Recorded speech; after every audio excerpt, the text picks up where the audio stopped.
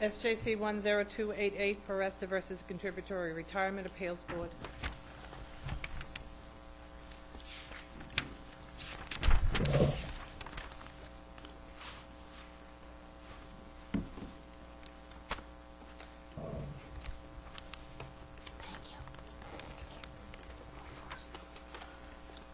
Mr. Stone?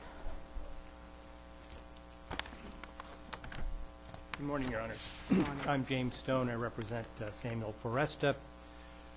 Your Honors, this is an appeal of a denial of retirement benefits by a contributing member. It is our position that the employee had demonstrated that he was unable to perform the essential functions of his job, that the medical panel appointed pursuant to the provisions of accidental disability retirement. Could you just clarify for me, is it your position that the employer could not change the components of the job? It's our position that there is a limit to the extent to which the employer can change the components of the job. Well, here, our facts are he had to lift fire extinguisher. That's correct, Your Honor. Are you saying they couldn't ask other employees to do that It's our position without changing his job, the essential job? The question of what is the essential functions of that job is, of course, a question of fact. And it's our position that his job really consisted of essentially three things: inspecting the fire extinguishers, which required him to lift them. It required him to do CPR and other training, which required him to go to facilities and actually train people and participate in that, which was a physical activity. And then he also investigated accidents and things of similar nature, which again required him to go to facilities. And one of the limitations that he had, according to the medical panel, was that he couldn't drive distances. And so it's our position that as a factual matter, he was unable to perform the essential functions. If this were a 151B case, you would concede that they made every reasonable possible accommodation. We would concede absolutely that they went beyond reasonable accommodation. Our argument is that if the situation were reversed and Mr. Foresta came to the Turnpike Authority and said, I want you to make the following accommodations. I want you to eliminate all driving. I want you to eliminate all lifting. I want you to give me strictly desk work. And I want you to continue to change the job description as necessary in order to accommodate me, that this court or any court would say that is not a reasonable accommodation. We're not going to force the employer to do that. In the same respect, to the extent that you import that standard of reasonable accommodation in the handicap discrimination cases, it's our position that that standard should be the same for the retirement benefits. Why? I mean, there's several reasons. For example, 151B applies to both private and governmental entities. And by its nature, accidental disability retirement applies only to public employees. I realize that. So they're very different considerations. I would agree with Your Honor. There are some different considerations, and I think the major one is dictated by the fact that the members contribute to this retirement fund. They don't contribute all the money, as I understand it, but they do contribute to it. So in a sense, they certainly don't contribute all the money. Pardon me? They certainly don't contribute all the money. No, they do not. I mean, by a long shot. No, I don't know the finances of it, but I will absolutely concede that to Your Honor. But my point is that as contributing members, literally, they have, in a sense, a greater stake in the outcome, and they have a greater, and unlike workers' compensation or the awards under the handicap discrimination cases, it's not their money. Let's assume that, flip it on its head, let's assume that a private employee, faced with a request for accommodation, made just these requests for accommodation, and the employee said, I don't accept these. I want to do more, and if you don't let me do more, I'm going to say that it was a constructive termination. I mean, I think the employee would be laughed out of court. I would agree, Your Honor, if we're talking about the employee who says, I'm not going to restrict myself to the reasonable accommodation that you have made for me.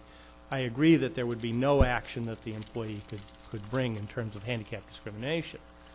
I don't think that that really answers the question in our case, which is whether the job that the Turnpike Authority proposes, if you will, of essentially replacing the secretary in the unit, that's how we characterize it, whether that would fit in with the reasonable accommodation standard that we're talking about, and which the appellees would have this court import in as the standard to be applied. Surely the issue here is if the employee doesn't want to work under these terms, the employee can resign.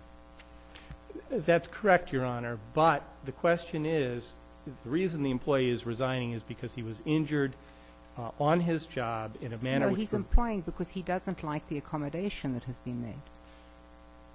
I don't argue with Your Honor, but the point is whether he has to simply resign and get no retirement benefits, or whether he's entitled to those retirement benefits under the statutory scheme as set up by the legislature. And it's our position that he is, because he can't perform the essential functions of his job. Isn't your strongest argument that the statute is not written in the same terms as the workers' compensation statute in Section 35D, where the employee's capacity to earn specifically includes any job for which the employee is qualified and capable of performing? And the legislature could have stated the same here and did not. Absolutely. Absolutely, Isn't Your that Honor. his best argument? Absolutely.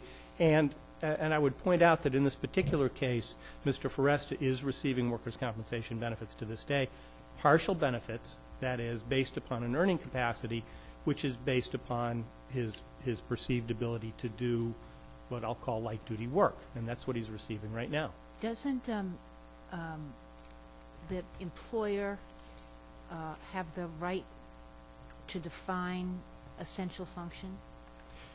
Well, first of all, in this case, the employer did define the essential functions, and they're listed as the so-called functions 5 through 9, which you'll find several places in the appendix, and so those were listed.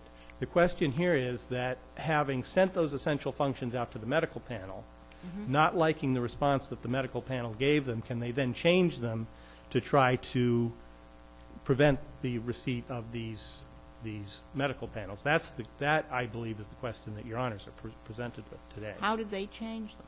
Well, in this particular case, what they did was they went back to the medical panel and they said, wait a minute, those aren't the essential functions anymore. We're going to give him a purely desk job. We're going to give him a desk. Oh, they just changed his job. Correct. Well, let me ask you this: if you, I thought, okay, the Crabb argues that he had always been assigned safety-related administrative tasks, and now they simply became the focus of his work. And despite the change in focus, his administrative responsibilities were always part of his job description. And well, what do you say to that? And that's why we argue that there is not substantial evidence to support the finding that Crabb issued. Because if you look at the findings at DALA, at the Department of Administrative Law Appeals, the actual finding was, and I believe it's at 254 of the appendix, the actual finding is that the administrative and secretarial duties were not what he was hired for and were not a part of his duties at any time. And so the factual basis for alleging that, I submit to this Court, is not there. Mr. Stone, let me ask you this about the medical panel. It seems to me that if, and I don't mean to suggest that your client was malingering in any respect at all, but if, for example, you get a claim from any employee, I can't do heavy lifting, whatever it is, it seems to me that it's entirely appropriate for the employer to go in the first instance to the medical panel to say, is this correct? Can this person do, let me finish, can this person do heavy lifting? Medical panel says no. The employer then looks to see, are there other essential functions that this employee can carry out? It goes back to the medical panel and says, what if we had him not do, we'll reassign some of the things, we'll take people who can do heavy lifting, and I'm looking at the unit as a whole. Tell me whether or not he considered a desk job. He may not be able to. He may not be able to. It doesn't strike me that there's anything wrong with it. The way the statutory scheme is set up, it's really intended that there be a medical panel convened, that there be a single, if you will, shot at it. There is this. Where do you see the single shot at it? The way the statutory scheme is set up is that you apply for your accidental disability retirement. You then submit your medicals. The employer I submits their medical, understand that. and that goes to the medical panel. The medical panel is supposed to issue a decision as to whether the employee can perform the essential duties of the job as described by the employer. There is this provision allowing for clarification, so that if the medical panel doesn't answer an important question, there can be clarification. But in terms of an interactive process, that's supposed to be taken care of under Section 5B of the Act, which is the so-called early intervention program. And that's all supposed to take place really before anyone is applying for accidental disability retirement. Now, in this particular case, that wasn't done because the Massachusetts Turnpike Authority said they had been unable to implement the provisions of that program. And again, that's in the appendix, I believe, at page 63, if I recall correctly. But they essentially did it, didn't they? Well, no. They essentially engaged in it. They were unable to implement it in a formal way because it hadn't been gone through all the collective bargaining processes. But isn't that what they did here? Well, I think what Your Honor might be referring to is the letter that was sent to Mr. Foresta that said, well, your doctor says that we can give you a job doing the following things. If I'm following Your Honor's question correctly. The only thing about that is if you look at the last sentence of that letter, what it says is, if you don't do this, your workers' compensation benefits may be at risk. That clearly was done in the context of the workers' compensation system, not in the context of the retirement system. So we submit that there was not actually an early intervention program undertaken in this case. And it is clear that the employer said at the time, we don't have an early intervention program, we can't. And they indicate the reason is that they haven't been able to allow for it under the collective bargaining agreement. So the time period by which you focus on the essential function is the time of the application? That's correct, and that's what the statute says. What the statute specifically says is if the employee is unable to perform the essential functions of his job. Okay, so you're saying at the time that the person applies. Correct. And you're saying that in answer to Chief Justice Marshall, that if the next day after the application the employer says, we can really live without Mr. Foresta doing the heavy work on fire extinguishers, we'll let somebody else do that, but we'll keep the other 6 functions. You're saying that he still gets his retirement. No, Your Honor. I'm not saying that he has to fulfill each and every one of the essential functions. And there will be a factual determination that would have to be made if he could do 3 out of the 5, let's say, as to whether that is going to suffice. But that has to do with the question of how much time he spends at each function. And under the regulation, under the PARAC regulation, that's one of the factors that you're supposed to look at. In Mr. Foresta's case, he spent 80% of his time on the road inspecting fire extinguishers. Mr. Stern, let me ask you this. Why does your client not want to work when he can work? Well, Your Honor, keep in mind that at this point he is receiving superannuation benefits. He is retired. At the time that he sought accidental disability retirement benefits, you'll see that the last of 4 times that he returned to work and tried to do the jobs, he left, as he described it, because of excruciating back pain. So our answer is that. Now, I recognize we live with what the medical panel said, and the medical panel said he could do completely non-physical work. But to answer your question, that's why. But non-physical work would not include driving, That's apparently. So correct. He couldn't drive. He couldn't drive. He couldn't drive long distances, I think was the exact phrasing.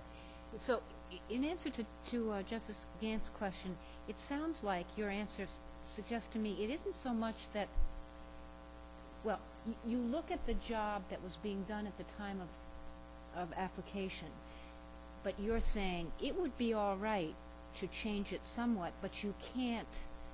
But in this case, the transformation was so extreme that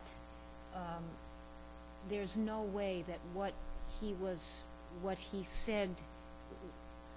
MTA said he was going to do could in good faith be called the essential functions of the job that he had. That's a very fair summary of our position, Your Honor. Yes. And that is, you would take that position even if some part of the job was included and he was not leaving, quote, in excruciating pain, unquote. That's correct, Your Honor. So that even if, for example, they had been able to, within a pool of people, reassign some of the work, and so he was doing desk work, but he wasn't able to go out on the road, even though he had done desk work. It might have been a tiny portion of it. And even though it was possible to consolidate in other kinds of ways, you still say, no, I leave and I get my full accidental disability benefits. And this is where we rely upon the handicap provisions, the handicap discrimination provisions, because the question is how far can you, in those cases, how far can you push the employer in order to accommodate? And we say the standard it's is... how far do you tolerate that the employer is able to change the description of the job, and then that is not interpreted as constructive discharge. I would agree with that characterization, Your Honor. Yes. Okay. Thank you. Sorry. I see my time is up. If there are no more questions, Your Honor, thank you. Thank you, Mr. Stone. Mr. Foster? Good morning, Chief Justice and Justices of the Supreme Court. May it please the Court, my name is Walter Foster. I represent the Massachusetts Turnpike Authority Employees Retirement Board. With me today is Holly Ditchfield as well from my firm. When he was doing a job before, the maintenance program that I guess everybody agrees took approximately 80% of his time, and the other tasks took him 20%. Now when you change it so that 100% of his time is doing clerical and there's no maintenance and no out on the road, no nothing, how can you say you haven't changed the essential focus of his job? Certainly, Your Honor. First of all, there's a factual defense to that. His job evolved over time. This was not a snapshot. No, but we're going with the findings of the the magistrate. Right, but the findings support that the fire extinguisher program, which is, of course, at the forefront of the facts of this case, which occasioned his disability as well, that was transferred long before that Mr. Foresta went out of his job. There were numerous accommodations that were made. Earlier in June of 2002, the record shows that duty, if you will, was transferred, as this whole department is a job-sharing department. But wait. He was injured in June and September of 2001. Correct, Your Honor. He comes back in June and then in September of that year. Okay, so you're saying, let me just see if I understand this correctly. You're saying that by the time he came back in 2002, independent of him, what's the job title? I forget. Sure, it's it's safety inspector. Safety inspector. Independent of him, the definition of what a safety inspector does had changed. Is that what you're saying? I'm saying that as a reasonable accommodation that was granted to Mr. Foresta, that duty was transferred to the other people within the department. I thought you were saying something else, that safety inspectors, how many, are there lots of safety inspectors? No, Your Honor. This department is quite small. What the record shows is that at its height, there were 4. And at the critical time, when Mr. Foresta was out, there were 2 people, Ms. Kilrow and Mr. Marcello, remained. On page 73 of the record lists, of course, the job description, which has all of the 9 duties. And I think it's very important to point out that the first 4 job duties, due to job necessity changes, were made, of course, long before. But that's a very critical element for this Court to consider in this standard, because employers, of course, have the right. We're in right now one of the biggest budget crunches there are. There are probably going to be multiple layoffs at every city and municipality. A city or town or the Turnpike has the right to look at and make job changes because of business necessity. That's step 1. Well, that's what I was asking you. But you're saying that these jobs change. I thought your answer was, no, it really wasn't that. It was making changes to his job to accommodate him. Your Honor, it is a reasonable accommodation as to why the fire extinguisher program was removed, in the sense that he did not have to perform that duty. But That was that not- that was after he was originally injured? Correct, Your Honor. So, But before he filed for his return. Correct. and at what date do we focus? We focus on the date he filed his application? You look at the date of his application, and what I point to, Your Honor, is that it is absolutely an incorrect statement, and it's not supported by the record, that job duties 5 through 9 are deemed essential by the employer. In fact, what this record shows is there are three basis to look in the record for what were the essential duties as you applied that new Section 7 test. The first is, of course, the job description, but you have to look at the letters from the Turnpike that did clarify for that medical panel what the existing duties were. Those weren't job changes that were made after he applied and after he went to a medical panel. Those changes to his job duties that had been to accommodate various restrictions, and in fact, of course, as this court has recognized and is conceded within the record amply, there were several reasonable accommodations which this employer must have made under Chapter 151B. And these were not prohibitions, these were restrictions. So the type of accommodations afforded here is exactly contemplated by this statute to allow employees to continue to work, and that is restrictions on prolonged lifting or bending, restrictions on prolonged driving, and the like. In fact, of course, there was a stand-up desk provided so he could self-regulate and as to driving flex hours. Your argument is essentially all dependent on the date of when you change the functions, because you agree that the functions of the job changed.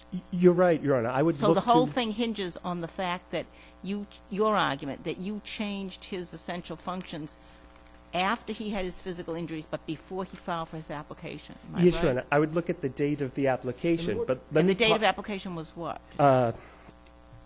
I believe it's in late 2003. And what functions what were the functions of his job when he filed? Yes, Your Honor. They are actually very aptly described at Record 171 from Ms. Kilrow. She summarizes what these were. It says, while he is not, of course, doing the fire extinguishing program, but what he does do is classroom instruction, which is the CPA and other kind of safety training. He was doing inspections and investigations. This was for anybody who was injured on the work site. He would travel or call them up by phone to say what happened as to the accident and would report that to the Turnpike.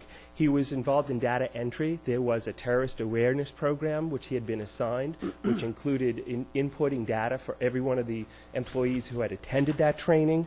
And he was involved in course development and report writing.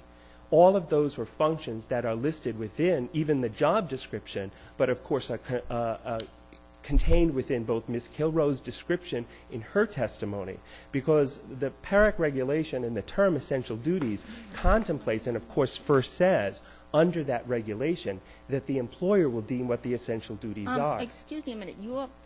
The Massachusetts, well, I have a brief here. I think it's from you. Yes, Your Honor. The Mass Turnpike Authority, right. It says on page 36, even though Foresta applied for accidental disability benefits in December of '02, and you just told me he applied in late '03. Your Honor, I'm sorry, I have the mistaken year. So it's December '02. It is, Your Honor. And you say but the job had changed by that time. It had, Your Honor. The reasonable accommodations had been afforded him previously. He had come back in June and then in September, and there was a series of accommodations. Those accommodations included the following: the transference of the fire extinguisher program because he could not do the heavy lifting.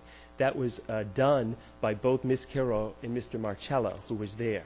In addition, his extensive traveling throughout the Turnpike for those inspections was also offloaded. And what the manager of the HR department, in one of the letters, I believe it's at page 71 of the record, describes that what the Turnpike had moved to as to inspections was assigning those to people who lived in those various interchanges. So that job duty had already been offloaded. Let me ask you this. If he had applied, say, a year or so earlier, a year and a half earlier, in maybe June of '01, yes, then might you concede that the essential functions of his job have changed since then?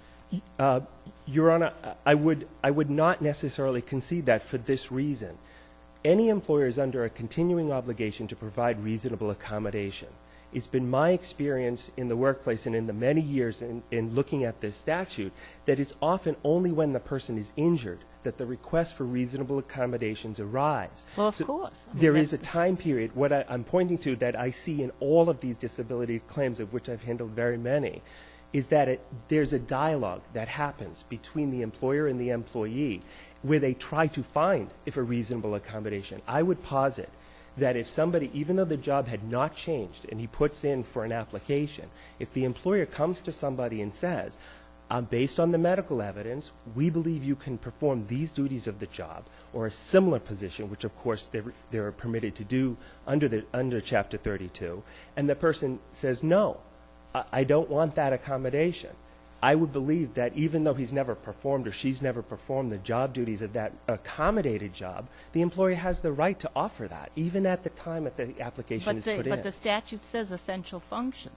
It does say essential functions, Your Honor, and there's two parts that inform that. You have to look at the sections, both 5B, the early intervention part, 6 and 7. 6 is the ordinary, 7 is the accidental disability, and Section 8, which of course was amendments in 1996 about the abuses that were in this system. Section 8 clearly talks about returning people who can perform the essential duties of their position or a similar position for which they are qualified.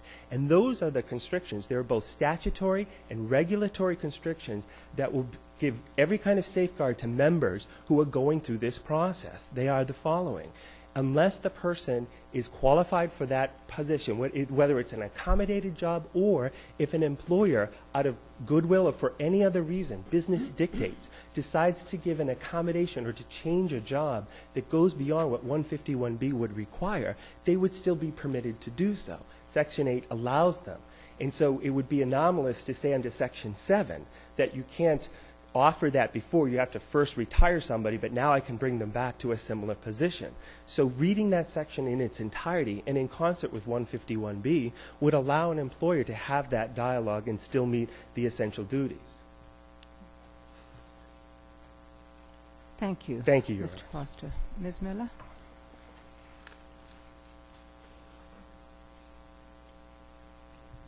Good morning, Your Honors. May it please the Court, Jennifer Grace Miller from the Attorney General's Office, here today on behalf of the Contributory Retirement Appeals Board.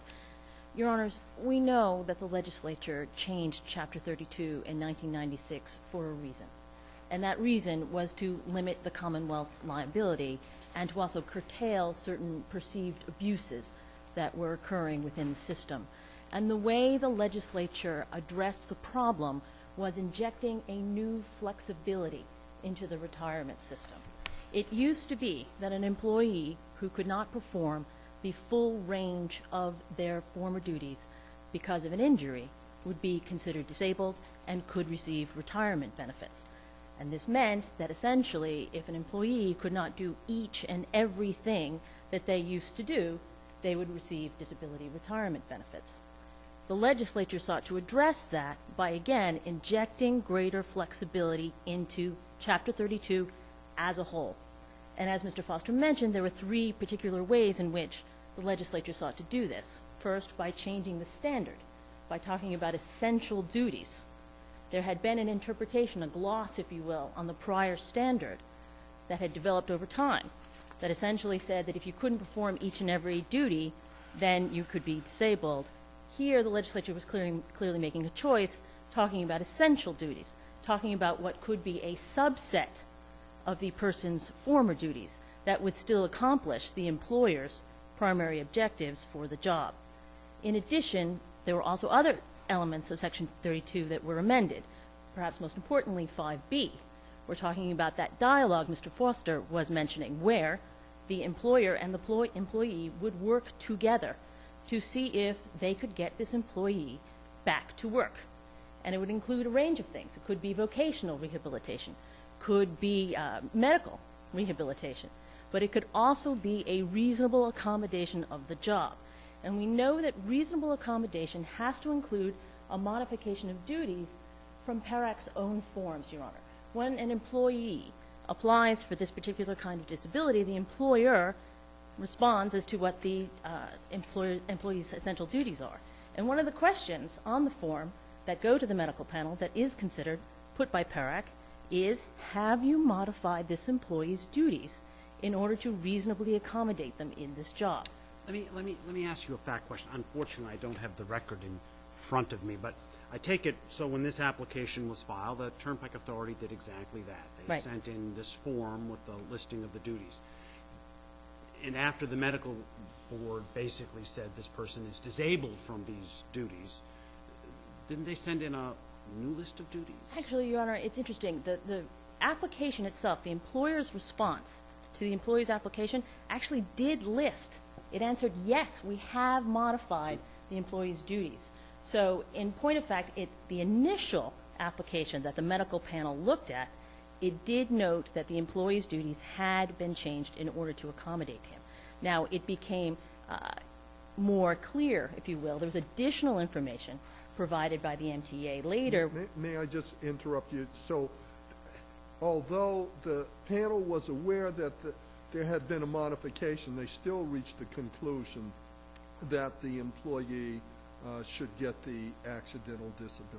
Initially, they did, Your Honor. Initially, they seemed to be focusing on what the employee had provided to the medical panel, talking about the 80% of his time on the road, et cetera, and didn't seem to be taking into consideration the fact that the MTA had noted that it had made accommodations. And in fact, that's what inspired the request for clarification. They said, hey, wait a minute. We're responsible for saying what the essential duties are. We told you we had modified his job, and you didn't seem to have taken that into account.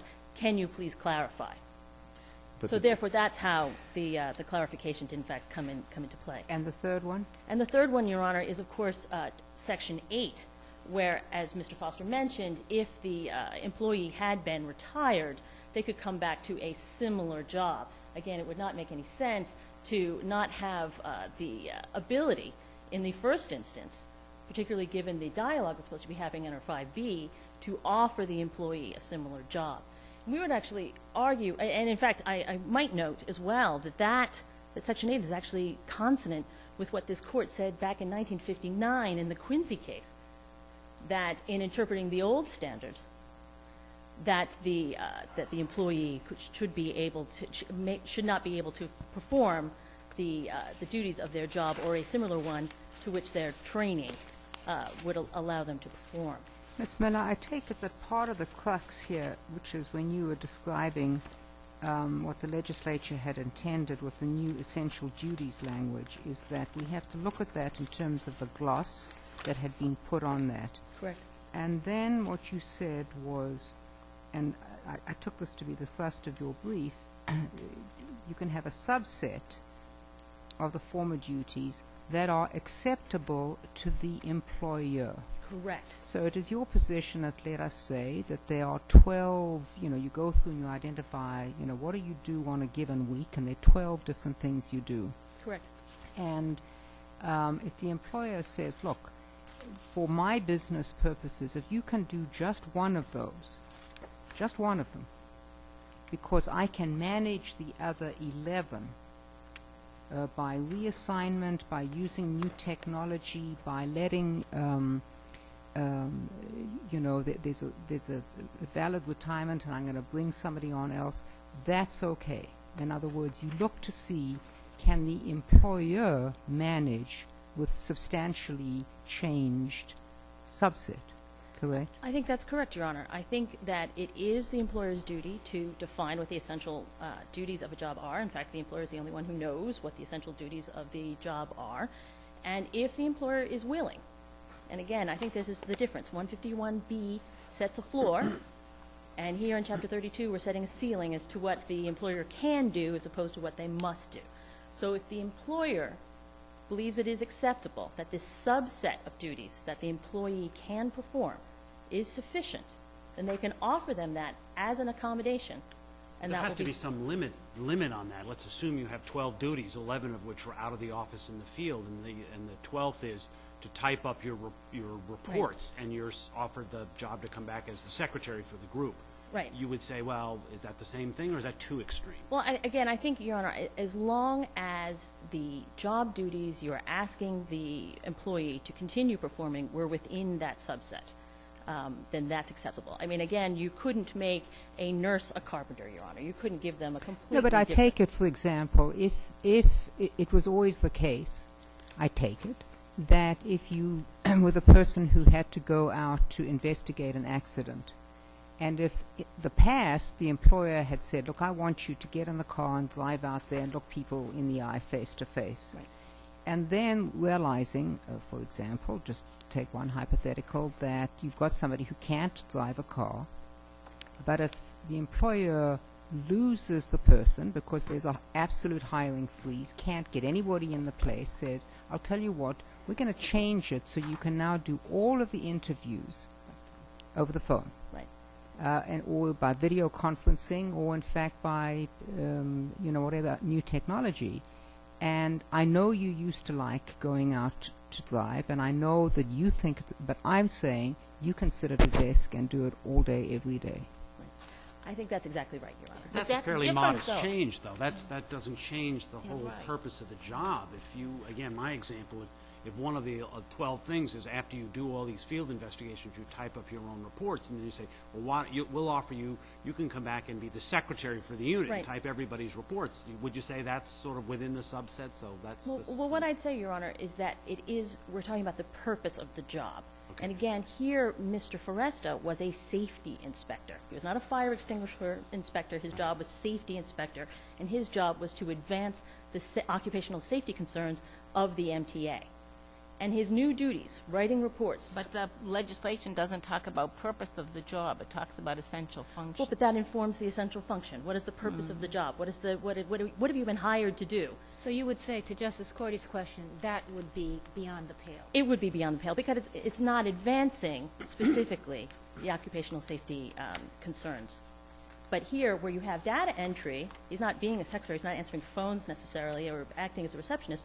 You have data entry, which is furthering the terrorist awareness program. That certainly would be within the bounds. Do you agree with what Mr. Foster has just said, that the timing here is everything? The time that the application was filed? Well, I think that the thing you have to consider, 5B obviously does talk about this continuing dialogue. I think what the critical things to consider are what the job was when he was injured, plus whatever accommodations the employer has provided. So in point of fact, the time frame for that to come forward would be when the employer responds to the application. And there would hopefully be an opportunity for the employer to update that information as well. So you would make the time even later. Your time wouldn't be, your cutoff date wouldn't be the date of application, but the date of the employer's response to the application. At least with respect to what the medical panel is considering. The medical panel is looking, can he do what he's supposed to do? They need the information. Obviously, that's the time for the employer to provide it. Is there any timeline? Do you have a deadline when you have to respond to the application? Your Honor, I'm unaware as to the specific timeline as to when the employer has to respond. Well, are you saying you look at the job at the time of injury? Correct. That's the first point. Right. And then you look at the reasonable accommodations, and then the time of the application. That's the final date you look at? You'd look at at the accommodations the employer has provided. So the accommodations are, in fact, listed, at least initially, in the employer's response to the application. I understand, but I wonder if you're changing the statute a little. I mean, maybe you're changing it in accord with the legislative intent. I don't know. I haven't thought it out. But it's still, if you've already made reasonable accommodations, and so you look at it after the accommodations are made, at the date the application is filed, or if you want even later, the date of the response, you've already changed the essential functions of the job. I guess what I'm worried about, Your Honor, is if the application is filed the day after he gets hurt, and there is no opportunity for this dialogue to take place, which the legislature has said has to take place. No. So there has to be an opportunity in a time period to allow those accommodations to happen. So I'm just concerned if the application were filed the day after, that wouldn't give the employer the opportunity. So you would look at the accommodated job. Correct. In comparison to the job at the time of injury, with a sort of generous eye towards the employer's prerogative to A, to accommodate, B, to figure out what's essential, and C, see if you can make this work. Yes, Your Honor. Thank you, Ms. Thank you, Miller. Your Honors.